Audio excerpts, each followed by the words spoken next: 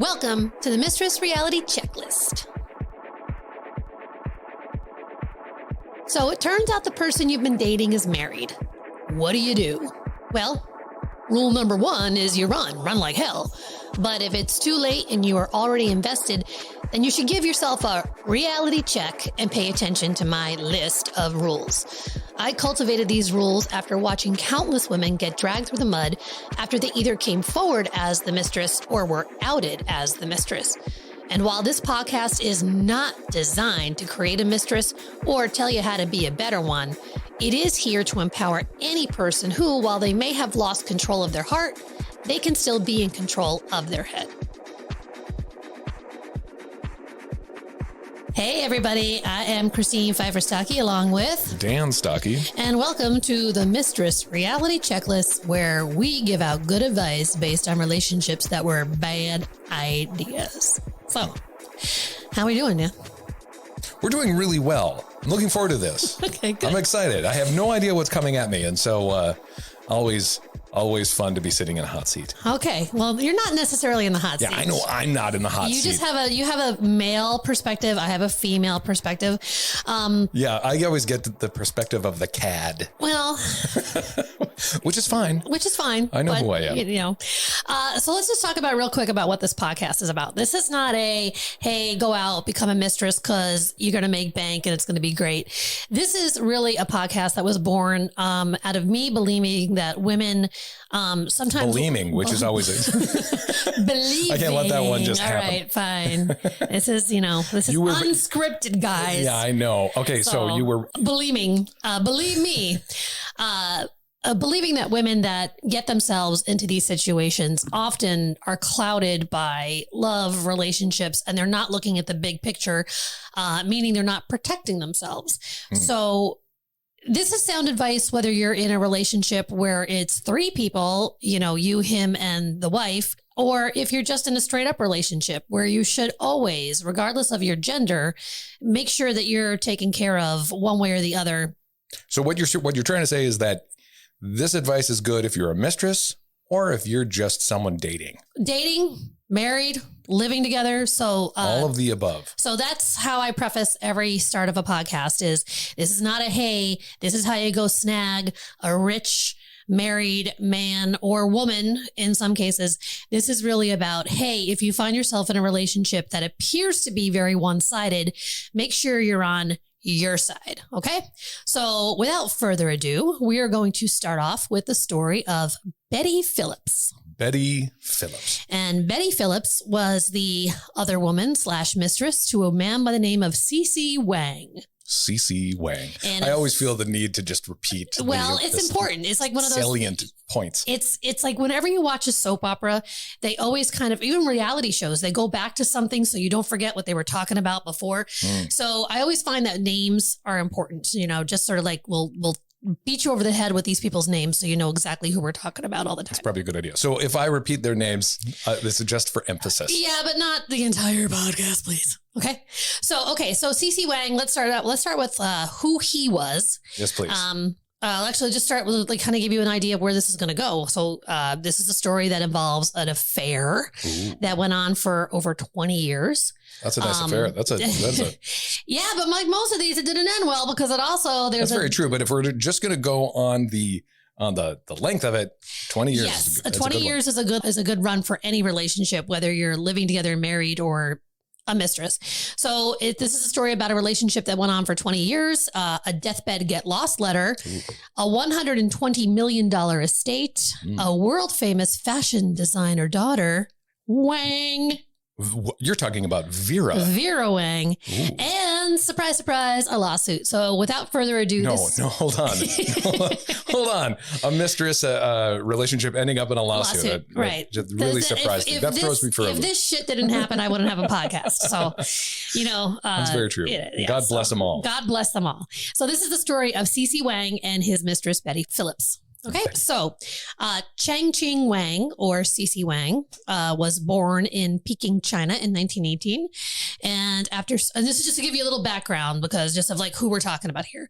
After serving in the Chinese military, he came to the U.S. and obtained a master's degree from MIT. Oh, yeah, so smart guy. Smart cookie. Let's just talk about that. Most of these stories start off with people being very smart. And that's not to take anything away from the other person in a relationship, but you're usually dealing with somebody that's very smart. So just remember CC Wang that. got rich for a reason. Right. So he went to MIT. He got a degree in chemical engineering, and then he went on to work for places like DuPont and Firestone. In 1947, he returned to China, and together with his 3 best mates from MIT, went on to build an international pharmaceutical distribution business. Jeez, Maloney, that just sounds difficult. And more, a trading company. Oh. An oil refining business. What? And then eventually he amassed a fortune over $100 million, which let's just talk about that timetable too. This is 2022 when this podcast is being recorded. So $100 million 4 decades ago, it's probably worth 10 billion right now, unless you're in Bitcoin. But he put it all in Bitcoin. And story's over. Yep, it's done. All right. Thank you for listening. Have a good day. He was very educated, very smart. And the other thing I like about this too is that he started the company with his 3 best friends from MIT. So there was that camaraderie there. So all in all, a pretty decent guy. In 1942, CC married Florence Wu, and together they had 2 children, Kenneth and Vera. Kenneth and Vera. Yeah. As we said before, that Vera Wang. I like Florence Wu. A little. Florence Wu Chang.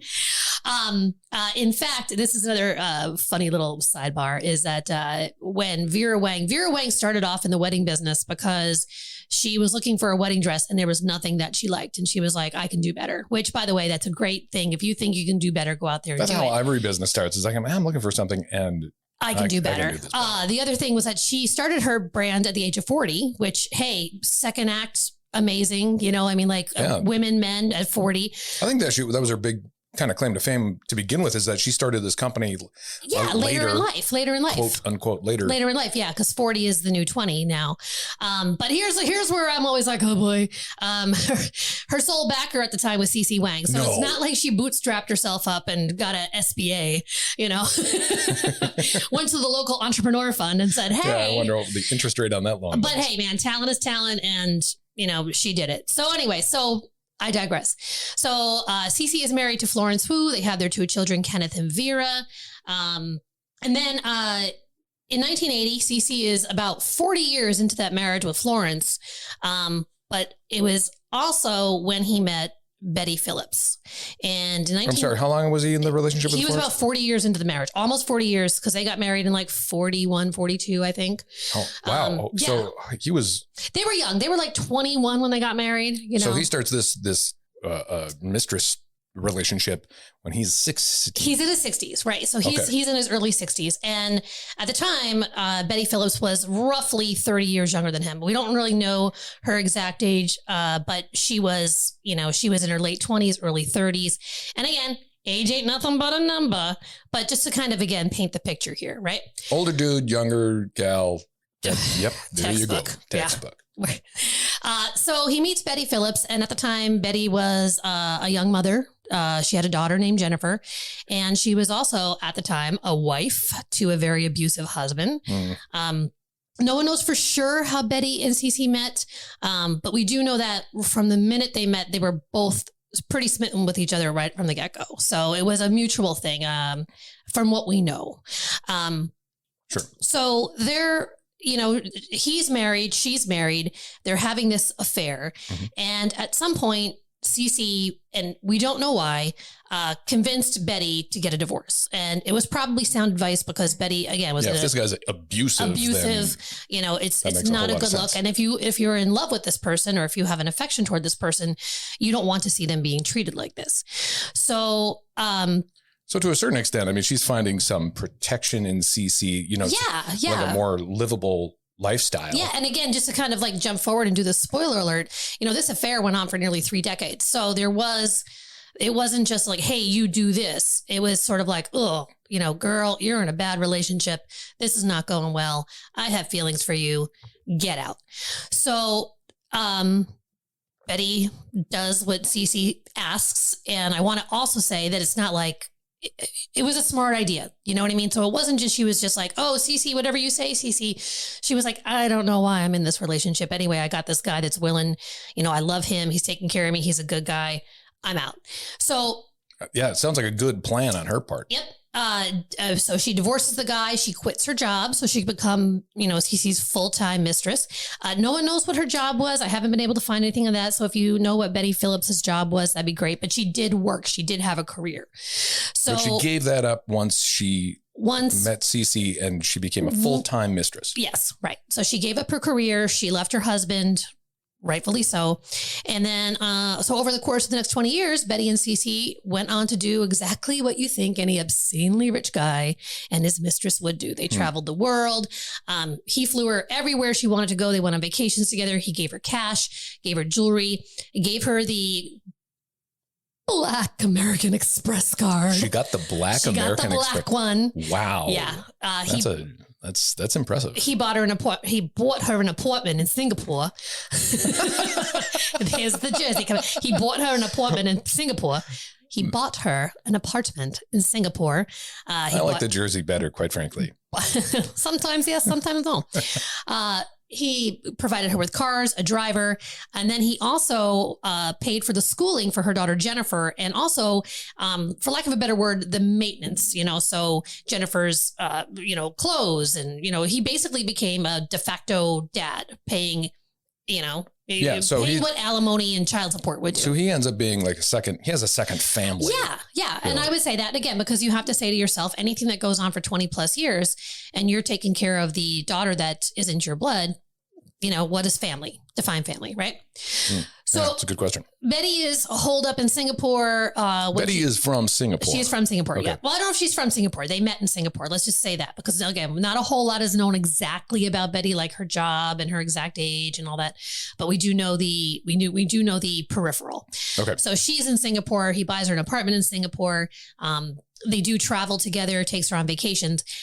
Occasionally, Betty would go to visit CC at any one of his residences. He had 6. He had 6 residents. That's a good way of making sure your different families don't meet each other. If you can do it, right? He had one in Westchester, New York. He had one in Southampton, New York. He had one in Palm Beach. He had his own place in Singapore, one in Shanghai, and what I consider maybe the crown jewel of his real estate profile is a duplex. It was a duplex at 740 Park Avenue in New York City. Oh, and okay. That's a swanky that address. Is the perimeter address in New York City. And I there's this book, 740 Park. 740 Park, 740 Park, if you're like you wanted to say it to begin with. Like I wanted to say it, like all of a sudden it sort of came out.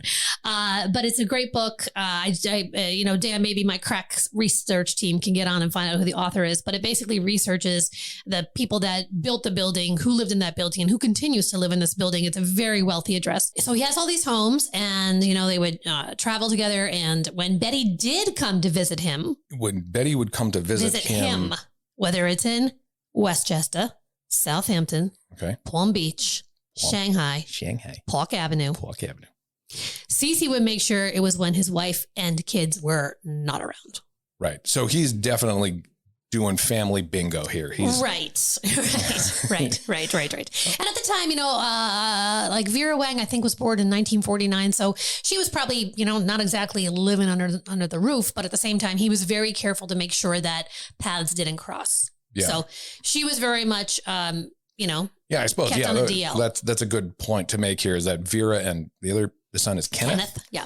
Vera and Kenneth are grown ass adults. At this so point. if we're talking 1980, if I'm correct that Vera Wang was born in 1949, which I'm pretty sure she was, that makes her 21. 31? 31. No, wait. Oh God. 49.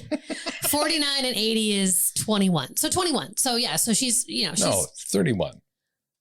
Yeah, you're right. 31. Thank you very much. Well, my crack staff is on it. My crack math staff. right. So she's born in 49. Yeah. Okay. So 49, what makes her now? Because I think she's like in her 70s now. So that's about right. Right. That tracks, right? Yeah. Sure. Okay. Yeah. So she was born in 49. You're going to so have to do that math in my head. It makes her 11 in 1980, right? We'll be right back with more of the Mistress Reality Check List.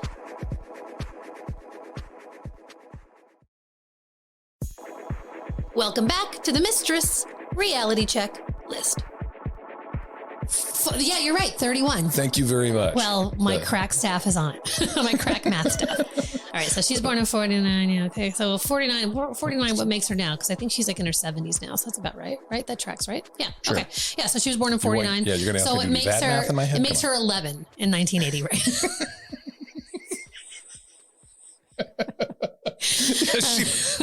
She was somewhere between the ages of 11 and 70.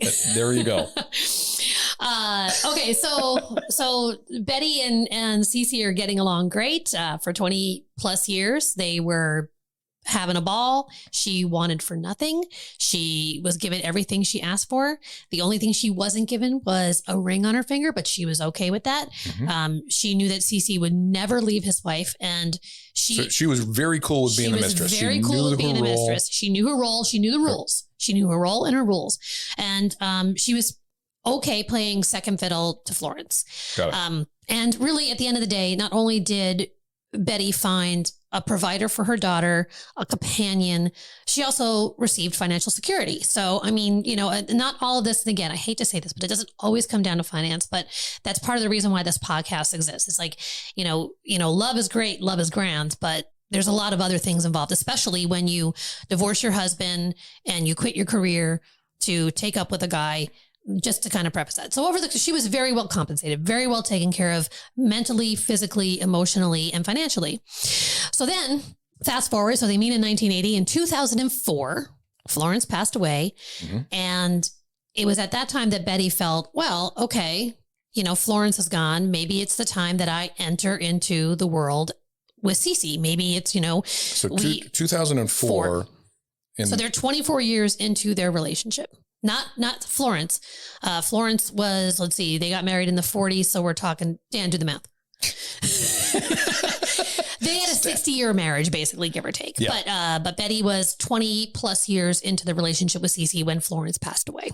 Okay. And so at that point, with the missus out of the picture, Betty thought, whoa, I've done my time. And it was finally CC's moment to make She's been sitting on the bench for 20 plus years. Yeah, a beautiful throw me in golden coach. bench with a black Amex card, with a car and a driver that drives you to the bench, and you pay for it. No, he pays for it. Then you take out your black Amex card and then order the lobster roll. So she's been sitting on a really nice bench. Right. So the problem here was that CC was not going to have any of it. He basically, as I say, refused to make an honest woman out of his loyal mistress. And of course, he's old at this point now too. Let's see, if he's born in 1919, do the math down. He's in his 80s. Yeah, he's in his 80s, which, by the way, 80 isn't old now. I mean, Jane Fonda's tearing it up and she's 80. Yeah, very, very true. But again, like at that point, he's probably like, I'm not getting married again. And we don't know what his reasons were. We don't know because, without going too far down a rabbit hole, I also think that, well, does he want people to know that he's had this mistress for all? If he brings her into public, it could have been like, hey, we met yesterday and now we're dating, but odds are people would find out about it. And that in his head, he probably was thinking no matter what happens here, it's going to taint my reputation. Somehow it's going to get out, and somehow it's just better off just her not knowing, which spoiler alert. But it makes sense. It makes sense because it's going to go one way or the other. Either he's going to pretend that he just started dating her and he doesn't know if he wants to go down that route, or is it going to come out that he's had this woman on the side for all these years, and the picture that he was painting to his family, friends, business associates, the world is not who he was. So that's always a consideration. So the bigger issue was that CC not only did not want to marry her, he had no interest in integrating her into his family. So even after even Florence was gone, it wasn't like Betty was dating him or plus one anywhere. Yeah, he wanted to maintain that mistress relationship. Right. The hidden relationship. He didn't want anybody to know about it for reasons we don't know. But she wasn't even given, the satisfaction of, hey, I'm not going to marry you, but now we can at least go to the opera together. We can be seen together. So now this didn't last very long. This sort of, are you going to marry me? You're not going to marry me. Can I come to your house? Do your kids know about us? Because 6 months after the death of Florence, so we're talking 2004. So we're talking, she had her death like January, February, had her death. She passed away. She had her death. She sent out little invitations. I'll be dying on this day. So 6 months after that, we're talking June, July of 2004. CC has a stroke. And at the time of his stroke, he was in New York. And I believe he was at his Southampton home, but he was in one of his homes in New York, and she was in Singapore. So when she heard that he had this stroke, and it was apparently a pretty bad one, she hopped on a plane and rushed to his side. And as any dutiful mistress should, as any caring, loving person in a relationship should. And yes, it was his Southampton home, so Southampton, New York. She gets there and, she's devastated. He's had this stroke. She's concerned. And instead of getting like this heartwarming reception reunion, she was given the iciest of receptions by people in the room, which included Cece's family and the nurse. So, geez. So from this story, from what we can piece together, is that this poor woman, Betty, never known by the family. Allegedly. Yes, just completely hidden. Yeah, yes. and if she is known, it's sort of... No one talks about it. No one talks about it. So here's CC on his deathbed. Right. And all of a sudden the mistress bursts into the room filled with his family. Well, we don't know if she burst, but she came to visit him. Right? Hold on, I want to set a really cool scene here. Here's CC on a deathbed. That's how I see it. I see she comes running in. She drops her bags on the ground, and she's like, "CC, oh my God!" And the whole family's there. Please don't leave me. And Vera is going, Who is this woman? Whoa, no. You're jumping ahead now. You're jumping ahead. I'm jumping ahead. Okay. You're jumping ahead. All right. So maybe. Because at this point, the jig was a little bit up, as you will hear. Oh, well, okay. Going forward. Let's hear it. So in the room is Cece's family. And so she gets there and they're all there and they're all kind of giving her the death glare. And instead of getting a big old hug or a big old, thank God, Betty, you're here, she got a letter. A letter. Oh, no. I'm going to read it to you. Oh, no. In its entirety. Oh, all right. So settle in. Everybody get yourself a little sip of water or whatever. Here we go. Dear Betty, thank you for your visit. As you know, my health and physical condition is not what it used to be. Under the present circumstances, I thought it best that I set forth for you my understanding of our relationship. I am hopeful that you will find the nature of this straightforward letter to be a way of clarifying our long-term friendship. Ooh. I have told my children, and by this letter, I am making it absolutely clear to you, as I did in the past, that I have no intention of marrying you and that under no circumstance whatsoever will we ever be married to each other. Further, I have already adequately provided for you financially, and there'll be no further financial transfers from me to you. Please confirm that you waive any claim of any kind or nature against me, my family, or my estate. I have decided to spend the rest of my life surrounded by my children and grandchildren and have no desire to upset that situation in any way. My children have more than adequately provided for my health care, and I do not want you to interfere with those arrangements in any way. Please also instruct your daughter Jennifer not to visit or contact me or any of my children, as this disturbs the balance of my family life. In essence, our relationship can no longer be what it used to be, and consequently, it is my wish for you to not visit me in the United States.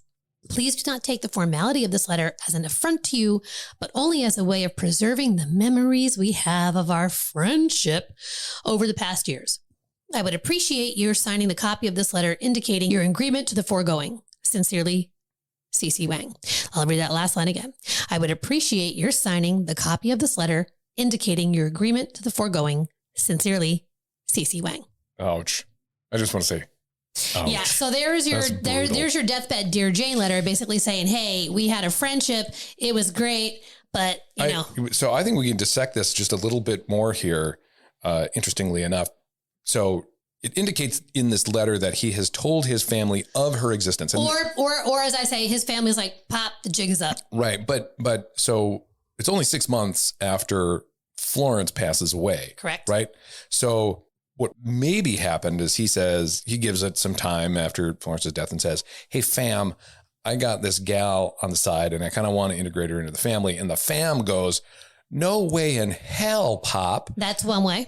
Because that letter seems to indicate that the family is indeed aware of her existence. Right. And at what time they were aware, nobody knows, right? Was it, did he have the stroke and then he basically confesses, or did someone spill the beans because he was, so like there's any way they could have found out. And like I said, they might have known for a very long time. I mean, who knows?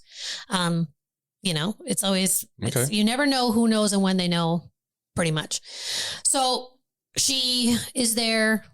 The kids are all there. And keep in mind, she had never really formally met the kids, the grandkids, she knew of them. So there they are in the flesh. And she's like, what the F is going on? And she's handed this letter, and CC wants her to sign it. And Betty signed it. Oh, signed it right there. No, she signs the letter. Signed the letter. Death blow. And I don't think they went and they had lemonade afterward. Let's just say that, right? So, that doesn't sound like woo, yay, we signed the contract. Yeah. So I think it's one of those things where she signed a letter and then pretty much turned on her heels and left because she was persona non grata. I mean, it was pretty obvious by the family, as she called it, the icy reception.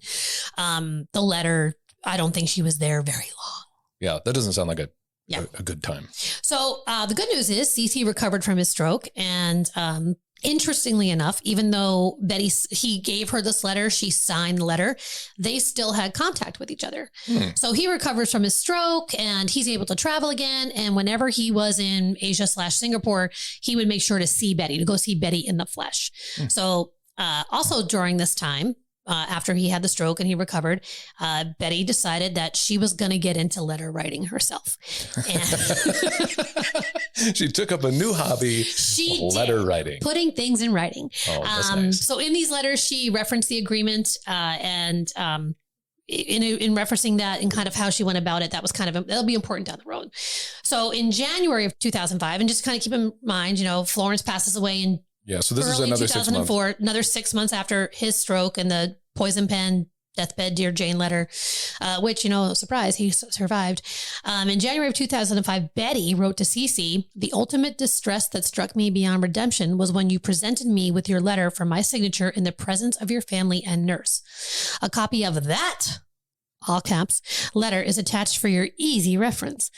Later, your apology and explanation were most unnecessary as I confirmed the class of man you are that you do not deserve my respect. You deserve the happiness to be surrounded by your loving children and grandchildren as you so desired and expressed in your letter.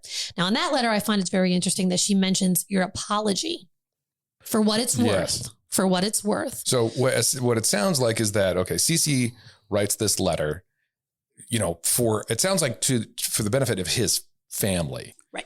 Then he survived. Yay. He's like, wow, boy, I kind of miss my mistress here. Right. And so goes to try to not even miss my mistress, but maybe he had a moment of like, wow. Miss my relationship. No, I done her dirty. I mean, she comes all the way from Singapore to be my deathbed and I hand her this letter. Yeah. And, whether he felt guilt or he missed his mistress or. Because this is again, a long-term relationship. Long-term 20 plus years, that you can't just turn that off. Betty never threatened him. She never said, you either divorce your wife or I'm coming clean. Yeah. She never asked for more than all she did was when Florence passed away, want to get married. Right. And even that she backed off of. Then she was like, hey, can I just be your plus one? Yeah. Take me to the opera. Take me, yeah. But it sounds like he writes this letter, comes back later on and says, hey, I didn't mean it. I apologize, blah, blah, blah. She writes a letter going, dude, the letter still exists. Right. You're kind of being a dick. Right. Back off. Right. And whatever her motives were, we're not sure, but I could also read it that. So, She also writes in a letter that she believed that CC lied to her when she said he promised that they would one day marry. And we all say things, you know. She felt him betrayed and embarrassed that CC let her on and would never make an honest or honorable woman out of her. And I quote from one of the letters. And by the way, I'm going to read it as she wrote it. So the spelling or the word might be wrong. So I'm reading it as she wrote it. Just keep that in mind. Okay. This final decision is inevitable and long overdue. I wish to be true to myself, being an honorable Chinese lady. I cannot carry on with this charade any further, but to honor the intent of your letter duly signed by both of us. Then in September of 2005, Betty wrote CC acknowledging again that she signed the letter, saying our relationship ended when you made me sign that letter on that fateful day, 15th July, 2004.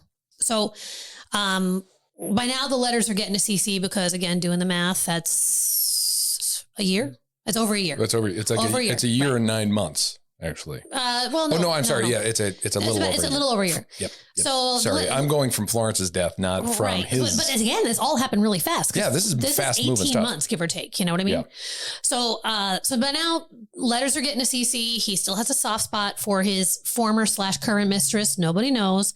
And, with everything she was writing him and probably, you know, his survival guilt, he decides to, okay, well, maybe this will make it up to you. I'm going to give you $2 million. So when all else fails, you know, cash, sweet cash. We'll be right back with more of the Mistress Reality Check List.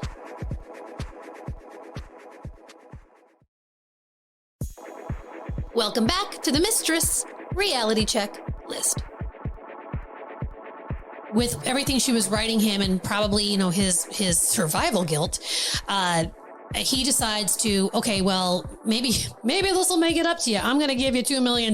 So when all else fails, you know, cash, sweet cash. So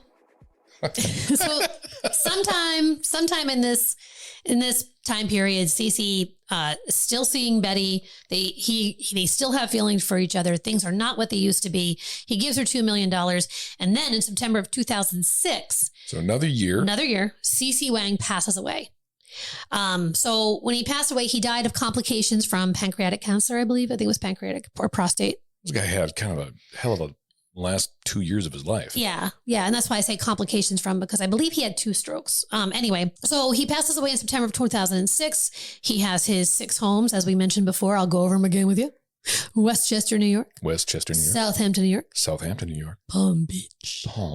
Singapore. Shanghai. 740 Park Avenue. And 740 Park Avenue, Manhattan, New York. He also had a boatload of cash. He owned a golf course, and he also owned really just a priceless collection of art. In his obituary, it mentioned his devotion to all things beautiful, a man of great insight and wisdom, and someone who possessed an unfailing passion and respect for life in all the positions he held in the business world. It also said he had honored a lifelong commitment to his beloved wife, Florence, and his family. Lifelong commitment. Let's dive into that phrase right there. A lifelong commitment. Now, the vows are till death do we part, but was it his lifelong commitment or her lifelong commitment? I'm guessing it was CC's, because somehow in their commitment, it sounds like I shall take no other but you, period, end of story. But again, that's just me guessing.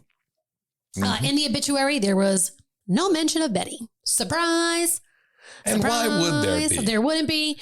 Sounds like it's written by either Vera or Kenneth, or I think it was written by Vera, actually, to be honest, because I think there was an article about how she wrote the obituary. Okay, so there's no mention of Betty in the obituary. Betty also never got her name in print with a wedding announcement. Oh, no. But fear not. She would have her day in print. So if that's what she was looking for, here it comes. If that's what she was looking for. All so right. Betty then decides to sue CC's estate, and as one would, and get what she felt was promised to her. Now, going back to a couple of those letters, you know, she talks about him promising to marry her. So she feels that, you know, CC, over the course of their 26-year relationship, she had been promised things. I have a feeling that he was promising her marriage for a very long time. I think if you're a woman, and this is just, okay, I don't want to sound like, you know, sexist or anything, but sometimes we hear what we want to hear. Oh, yeah. And true. I think that's, I think she heard what she wanted to hear, including, I think she heard that CC promised her $10 million and $150,000 a year. $10 billion or million? $10 million, a lump sum of $10 million plus $150,000 a year after his death. So hearing what you want to hear, maybe. That's a good thing to hear. When it came to that letter where she basically said, yeah, I'm not going to come after the family, the estate. I'm going to take my bow and let the curtain come down.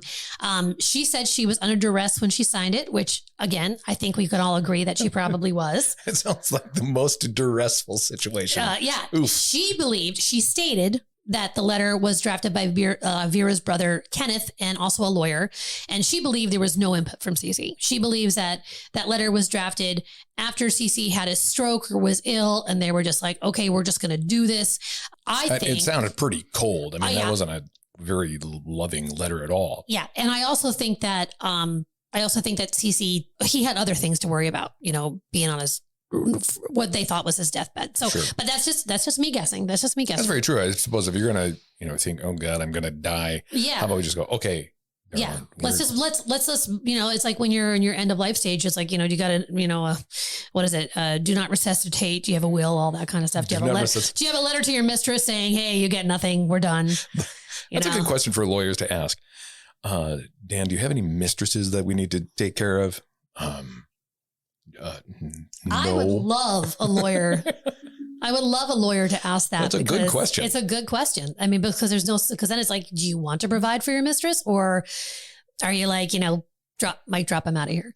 So, okay. So then, so she said that she was under distress when she signed it. She said she did not believe the letter even came from CC. She felt this was the work of Kenneth and a lawyer. The only reason she signed the letter at CC's bedside was because she was getting looks that made her very frightened. The worst one coming from CC's daughter-in-law, Kenneth's wife, Doreen. Doreen. I think it's really funny. I can't find out, what year Betty Phillips was born in. I can't find out what her career was, but I do know that Kenneth's wife was named Doreen, and she was like the worst one given looks. Doreen.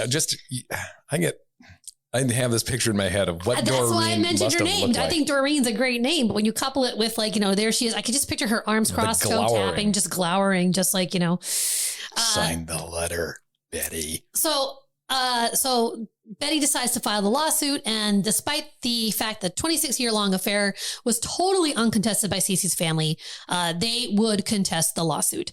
Vera and Kenneth were not interested in continuing to support their dad's mistress. They're like, hey, you had a 26-year run, as we were saying before. Mm-hmm. My mom wasn't upset by it. The family wasn't upset by it, but we're done. You got yours already. Go away. So when they finally went to court in 2011, 2012, other than the promises, the verbal commitments, the words, Betty only had one witness backing her story up about the $10 million promise. Okay. And it was only one witness. But she had a witness. She had a witness. The woman was a stockbroker. She was a friend of her daughter. And the woman testified that CC told her, the stockbroker, that he had created a fund for Betty because he was worried that after his death, his family would blackball her. So we can talk about this later, but if CC said he created a fund, why didn't Betty know about it? If she's a financial analyst or stockbroker, right, why isn't she saying, all right, well, what's the bank? What's the password? What's the routing number? Let's make this happen. Let's get the $10 million. Can you write it down, put it in an envelope for me? Just like, have you told your lawyer? Because it's attorney-client privilege. Your lawyer doesn't have to tell his family about it. So that was her one witness in the trial. Mm-hmm. Testifying for the other side was the Wang family driver, who swore that CC was of sound mind when that letter was given to Betty. He said that CC knew what he was doing. The Wang family driver. He is called as a witness. In anything, these drivers just must be in the center of everything. You got to be. They are literally in the center of everything. You got to be just a lockbox of a human being to be a driver, because they see it all, hear it all. Oof. And depending on, if he's like the lifelong family driver, the longtime family driver, he has a relationship with the family, whether he's employed by them or, just because you get a paycheck doesn't mean you're not one part of the family. So, The driver testified that CC was indeed of sound mind when he gave that letter to Betty. He was also the one that wired the $2 million to Betty at the request of CC. So that part was not disputed. The driver did testify that even though CC saw Betty after the Deathbed Dear Jane letter, CC was trying to cool down the relationship and end it. So he was trying to exit gracefully, and in a way, I would have to say, by giving a woman $2 million, it's, after. Well, he's trying to exit gracefully after the ungraceful letter. It's like, right. But at the same time, when you look at this too, the family never said, hey, we want the apartment back. Hey, we want, like they were just like, just go away, Betty. Just, it's done. Yeah. Basically, everything, it was over, the relationship with CC, CC's life. The relationship with his family. And it was all over. And it was all over when the court sided with the Wangs. So Westchester County Surrogate Judge, that's a mouthful, Westchester County Surrogate Judge Anthony Scarpino. The judge working on the trial wrote in his verdict, it's clear that CC was very generous to her. She has not proven by clear and convincing evidence that he was obligated to provide a fund for her support. The court also said there was no proof she was forced to sign that letter, a letter that gave up all of her claims to CC and his estate.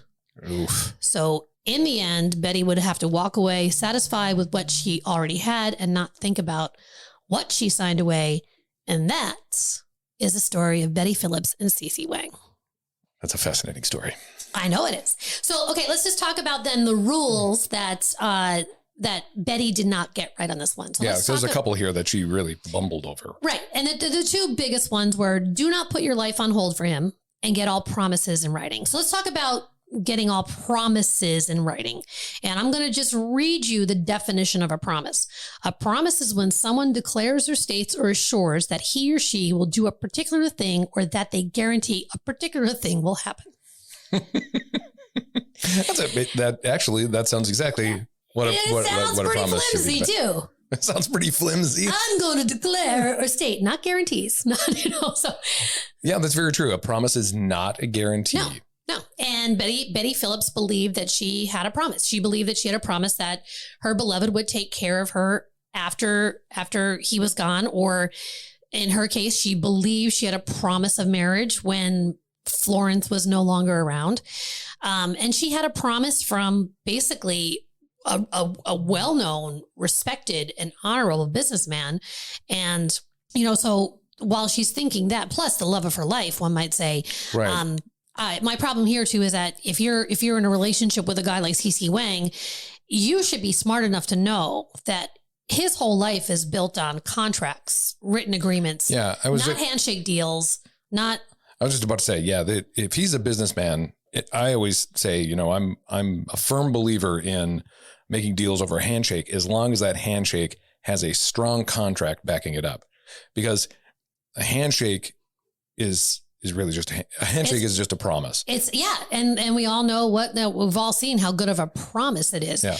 And especially when you get family members involved with a mistress. It's just combustible AF because, they don't want to go through this shit. They're it probably would have been easier had he put something in writing and they would have been like, okay, there you go.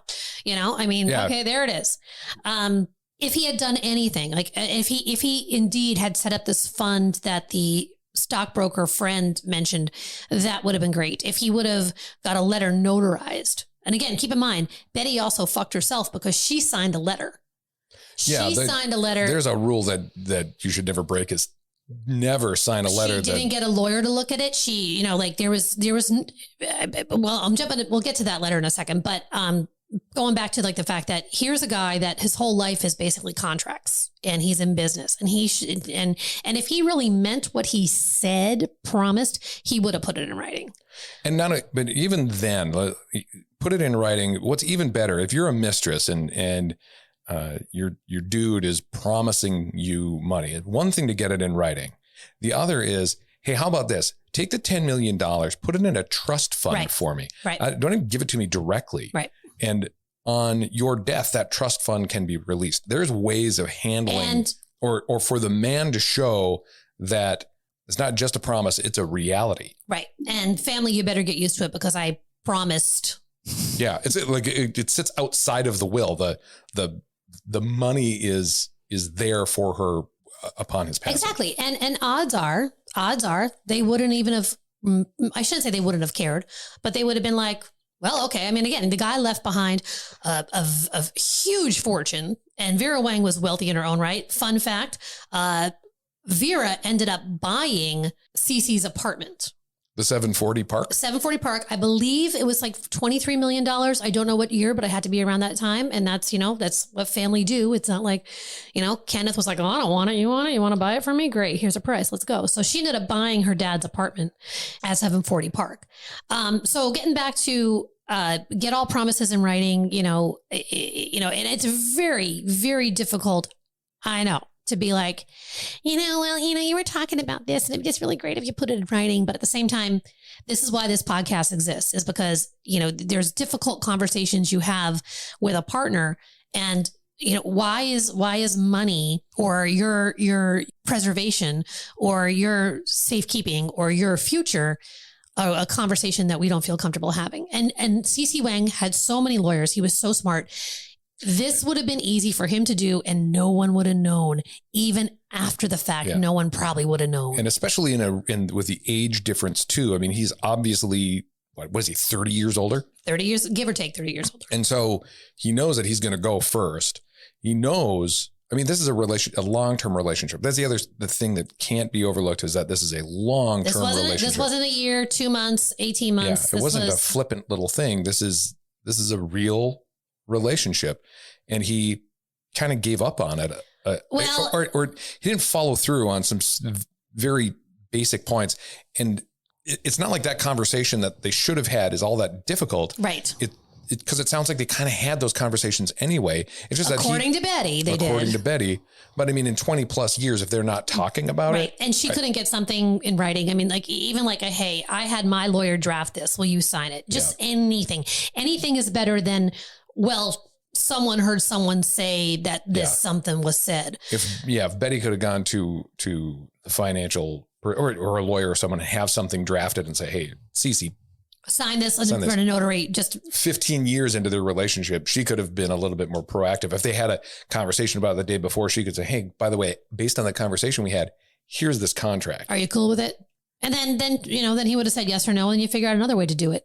So getting back to get all promises in writing, along that line, but it's kind of a reverse. She got the wrong promise in writing and she signed it.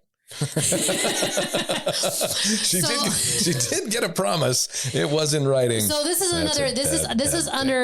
this is not necessarily a rule, but when I'm talking about getting all promises in writing, a little subset of that is be careful what you sign, because if he does give you something in writing or she gives you something in writing, make sure you read the fine print. Make sure that there's things that, you're either signing your life away if you do this or don't do that. And you honestly, to make the argument that you signed it under duress is such a hard argument to make, because at the end of the day, you signed it. Yeah. And that should be a thing. If you're confronted with a contract that you don't like, walk. And dirty looks is not duress. Yeah. Duress is if they wouldn't let her leave until she signed it, if they blocked her way, if they, but yeah, if they threatened her life, then there you go. And to be fair, Betty only said she was getting very dirty looks that made her frightened. From what was her name? Doreen. Well, especially from Doreen, from everybody, but Doreen was the worst. Doreen had that shit on speed dial. So, get promises in writing and make sure you're not signing the wrong promise.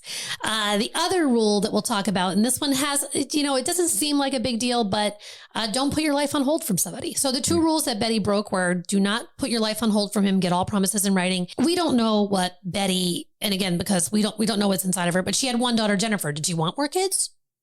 That's very true. Did she want her career? Did she want to, at a certain point, just like Vera, at age 40, did she want to do something different with her life? But no, she was okay. Or she was like, she's like, Cece's not a young guy and I'm just going to put my life on hold and I'm going to live as the other woman. And even if she's going to put her life on hold, if that's a decision that she makes, and Cece's promising her $10 million. I mean, at that point, and $150,000 a year as well. Oh, that's right. Let's not forget that. It's pretty easy to go, okay, I'm kind of set. I don't need to do anything else. Right. But until those promises become guarantees, right. the mistress is then setting herself up for a really crappy time. Because and that's the deeper dive into don't put your life on hold for him. Yeah. Whether it's getting the contract, whether it's having another kid, whether it's continuing on with your career. And if CC were to come along and say, listen, I don't want you working anymore. Right. Then she should have said, I don't have any guarantees that. And put it in writing that I'm not going to have a 401k. I'm not, yeah. So, mistresses should really get like a 401k and health benefits. That's not a joke. I mean, that is pretty true because, Cece, and here's the thing, they had a great 26-year run. Cece could have dropped dead 4 years into the relationship, and then, she was able to create a very decent nest egg for herself. I'm sure she was taken care of. I mean, the $2 million being wired, that's nothing to sneeze at. I mean, that's, anybody would kill for $2 million. And I don't want to hear the argument that she was used to a certain lifestyle. She was doing okay. She had money in the bank. Her kids' education was paid for, blah, blah, blah, blah, blah. But, she did put her whole life on hold. And then here's the other sad part. She felt that by being the dutiful and loyal and honorable mistress, he would have made an honest woman out of her if anything ever happened to Florence. And there she goes, putting her life on hold again. I don't think Betty was ever in it for the money. I think Betty truly loved Cece, and it was. Yeah, it sounds like they had a really great relationship. Yeah. There are pictures of the two of them online, and this sounds really stupid, but they look very happy together. And so I don't think it was ever her intention to milk him. But I think when her time or her turn had come and he was like, no way, that stung. Then the stroke happened and then she gets the letter that stung. So I don't want to chalk her up to being like, oh, a woman scorned and then she filed this lawsuit. No, there was a couple of things leading up to this that she was like, what have I done with the last 26 years of my life? I thought we were going to get old together and maybe die together. And if that's the way it worked out, and she was metaphorically and literally left with nothing. So, so those are the two rules that I think Betty failed on. Hers didn't work out horribly. Like, her life wasn't left in a shambles. She had money in the bank. Her daughter was provided for. She wasn't a person left in ruins. So even though it worked out for her in the end, it doesn't for everybody. And that's why it's really important to learn by her example. Very much so. All right, so that's going to do it. That's the story of Betty Phillips and CC Wang. Well, thank you for that one. That was a. You're welcome. The deathbed letter is. Yeah. And that flight to Singapore to New York is not short. Not short. She was probably worried and tired and blah. So that's going to do it for this episode. Thanks for listening to the Mistress Reality Checklist. And just remember that even though having a present with a merry man is already uncertain, the future is something you can control if you're smart. So until next time, guys. Bye. Bye. Thank you for listening to the Mistress Reality Checklist. The Mistress Reality Checklist is produced by This Never Happened and recorded in beautiful downtown Duluth, Minnesota.